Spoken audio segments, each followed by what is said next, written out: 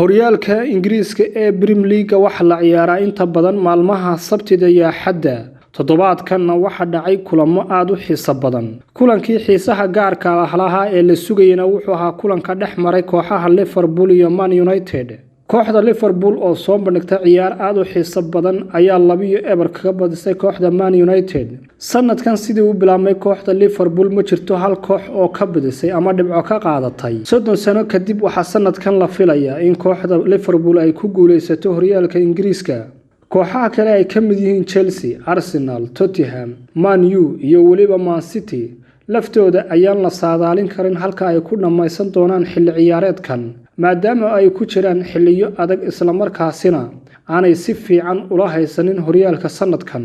caawana waxa dhacaya kulamo aad u xiiso badan intaynaan u gelin kulanka xiisaha gaarka ah ee dhexmaraya kooxaha Chelsea iyo Arsenal. aan ku horeyno kulamada kale ee la ciyaarayo.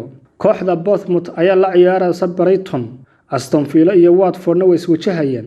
Crystal Palace iyo Southampton ayaa wada ballansan. Everton iyo Newcastle way wada ciyaarayaan. kooxda Man City ayaa iyaduna la ciyaari doonta kooxda Sheffield United oo sanadkan ku cusub horyaalka Ingiriiska. laakiin kulanka xiisaha badan waxa uu dhexmaraya kooxaha ka wada dhisan waqooyiga London ee Chelsea iyo Arsenal.